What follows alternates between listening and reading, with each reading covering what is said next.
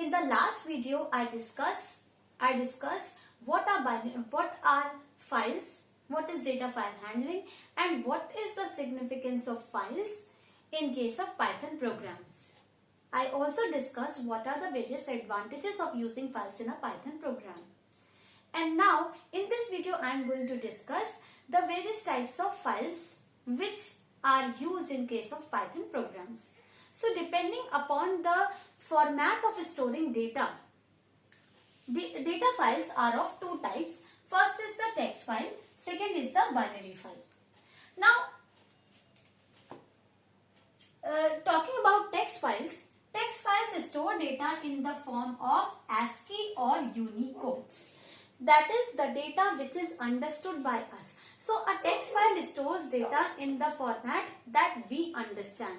But what happens in case of binary files? Second category is binary files, where the data is stored in the same format as held in memory. So here the data is stored in machine language, or you can say in the binary form, which is understandable by the system and not by us. So in case of text files, data is stored in the form that we understand, and in case of binary files, the data is stored in the form that system understands. Clear?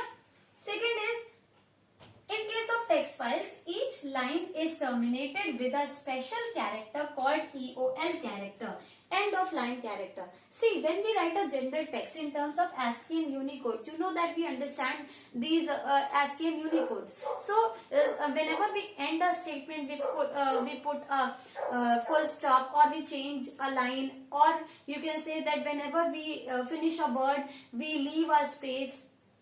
So all these characters, like full stop, line change, space or tab, all these characters are called end of line characters, which are present in case of text files, because text file is storing data in the form of ASCII and Unicode that we understand. So our statements, all our statements consist of such kind of characters. So such characters are present in a text file, and that is why each line of a text file is terminated with a special character called EOL character. And on the occurrence of such EOL characters, what happens? Some internal translations take place when this EOL character is read or written. See, whenever we find some end of line character, then certain internal translations take place. Like for example, suppose you want to read the content from a file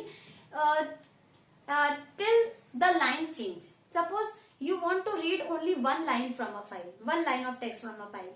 So as soon as the line change character will appear, you will stop reading. You will stop taking input from that file.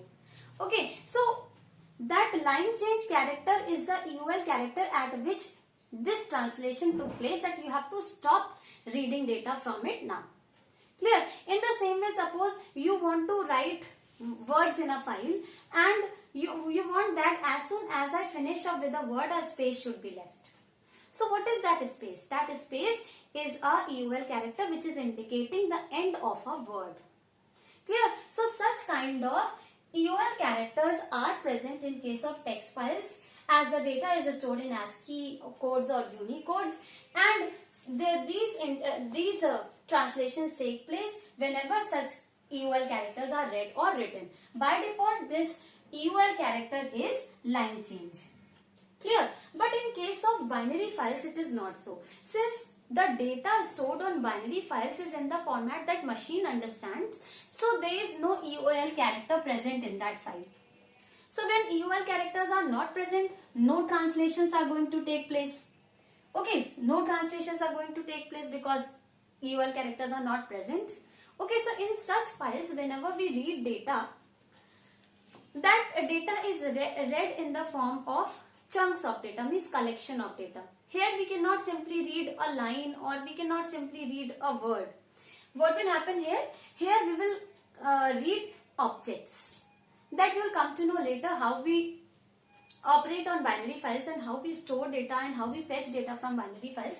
That we'll discuss when we will discuss binary files in detail.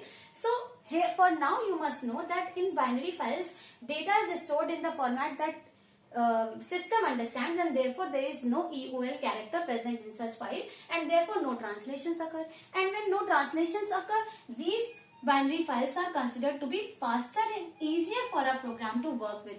Why? Because program has to ultimately run on works with the language that system understands. So when the content of this binary file is already in the machine format, there is no need of any translation taking place, and therefore these binary files are faster. Now see, the what is the difference between text file and binary file? I told you that these two categories are on the basis of the format of storing data. See, system will ultimately work with machine language only. ठीक है. सो text file में क्या हो रहा है कि जब आप उसको कोई डेटा देते हैं तो वो उसी फॉर्मेट में उस डेटा को फाइल पे लिख देता है, और जब सिस्टम उस टेक्स्ट फाइल को यूज करने आता है तो उसको पहले उस टेक्स्ट फाइल के कंटेंट को मशीन लैंग्वेज में कन्वर्ट करना पड़ता है, और उसके बाद ही वो उस टेक्स्ट फाइल के कंटेंट को यूटिलाइज कर पाता है, और इस ट्रांसलेशन में कुछ टाइम लग जाता है. लेकिन बाइनरी फाइल के केस में क्या होता है, जैसे ही आप कुछ डेटा उसको देते हैं तो बाइनरी फाइल में वो डेटा डायरेक्टली नहीं लिखा जाता, पहले ही उस इनपुट डेटा को उसको कन्वर्ट कर दिया जाता है मशीन लैंग्वेज में, और तब वो मशीन लैंग्वेज में ही यहाँ पे बाइनरी फाइल पे लिखा जाता है. So when system comes and utilises this file, उसका ये काम जो था, जो ट्रांसलेशन का काम था, वो उसे नहीं करना पड़ता. क्या होता है कि उसको डेटा डायरेक्टली मशीन लैंग्वेज में ही मिल गया, तो वो क्या करेगा, अल्टीमेटली उसको स्ट्रेट अवे फाइल यूज कर लेंगे. इसीलिए प्रोग्राम को लगता है कि I should always make use of binary file because I don't need to do this translation which makes me work faster. Clear? तो इसलिए system always prefers binary files because these are faster and easier for a program to work with. Now, next thing about binary file is that if you open this binary file directly, you won't be able to understand its contents because it is in machine language and we are not able to understand machine language. But in case of text file, what happens, since the data is stored in the same format as we understand, so if we open a text file directly, we will be able to understand all its data. Okay. Now, talking about the extension of text file and binary files. See children, you know that every application has its extension. Like text, in case of Notepad, the extension is .txt. In case of your Word documents, extension is .doc. Then in case of your Excel sheets, the extension is .xls. So every file has a particular extension. So here you are going to create text files and binary files with the help of Python programs. So what extension you are going to give to that file? So for a text file and binary file, here no particular extension is fixed, but the preferred one is .txt for text files, so that you can open it in the notepad and see its content directly without even running the program. देखो, आपने ये इस file को programme के through create कराया है, तो आप उस फाइल को देखना चाहेंगे, तो उस फाइल को जब आप देखेंगे तो आपको एक सॉफ्टवेयर तो चाहिए जिसपे वो फाइल आपको डिस्प्ले करेगी कंटेंट. तो अगर आप .txt रखोगे, then it will open on notepad and you will be able to view it. So that is why we prefer .txt extension for text files. Otherwise, you can keep any extension. There is no rule. You can keep it as .abc, .xyz, anything. Clear? Now, in case of binary files, the preferred extension is .dat, where dat represents data. You know that there is no integer, float, string in this file. यहाँ पे सब कुछ data है in terms of bytes, in terms of machine language, इसलिए हम इसको .dat extension prefer करते हैं. Otherwise you have the liberty to keep any of the extensions .abc, .xyz, anything, but whenever you will open such a file you won't be able to understand its content. Clear? So the preferred extension for text file is .txt and binary file is .dat. Otherwise it's your choice what extension you want to keep. And whenever you read data of these two files from Python program, तब आपका जो उस file का content होगा वो किसी application पे open नहीं होगा, वो आपके पाइथन के ही आउटपुट स्क्रीन पे उसका डेटा डिस्प्ले होगा. उस केस में आपका एक्सटेंशन कुछ भी हो कोई फर्क नहीं पड़ता। लेकिन अगर आप उस कंटेंट को किसी एप्लीकेशन पे रीड कर रहे हैं, जैसे कि आपने उसको नोटपैड पे खोला, तो अगर उसका एक्सटेंशन .txt नहीं है तो वो नोटपैड उसको सही से रीड नहीं कर पाएगा। इसीलिए कहा जाता है कि आप इनको रखिए ताकि टेक्स्ट फाइल आप डायरेक्टली खोलते हो तो आपको उसका कंटेंट समझ भी आता है, तो आप उसको ऐसे एक्सटेंशन दो ताकि वो उस पर्टिकुलर सॉफ्टवेयर पे ओपन हो पाए और आप उसको रीड कर पाए। अगर आपने .abc एक्सटेंशन रख दिया तो हो सकता है कि नोटपैड उस फाइल को के एक्सटेंशन को समझ ना पाए और उस फॉर्मेट को समझ ना पाए, इसलिए आपके कंटेंट को वो सही से डिस्प्ले ना कर पाए। ठीक है, so these are the preferred extensions. Now next I will discuss types of text files. We have a few categories of the text files also, so that we will discuss now. About the types of text files. Text files are of two types depending upon the kind of character that separates the values. So these categories are basically on the basis of which character is separating the values of the text file. So first is the regular text file which stores the text in the same format as typed. Okay, and here the new line character marks the end of a line. मतलब in such files you write the content and as soon as you make a line change then that line is supposed to be completed. Okay, so such files are called regular text files which are very similar to the text files that we have discussed so far. Another category is delimited text files where delimiter is a character which is going to appear between each of the values of this text file.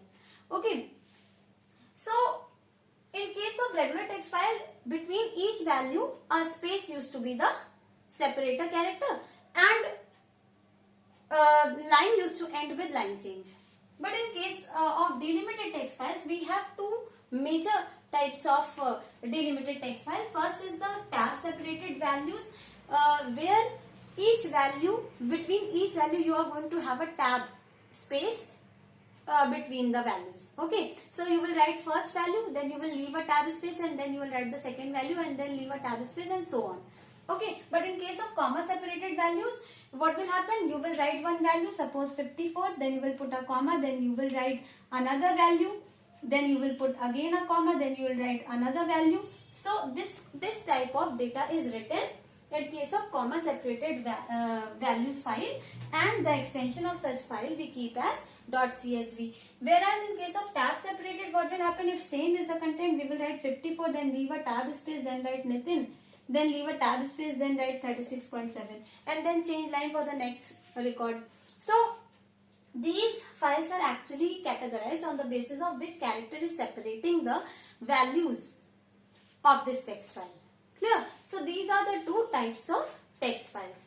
So this is all about the categories of files that you are going to operate in case of Python programs. And with this I finish up this lecture. I hope all of you must have understood the concepts and the differences between text and binary files. If there is any confusion, you can write it in the comment section. Thank you so much.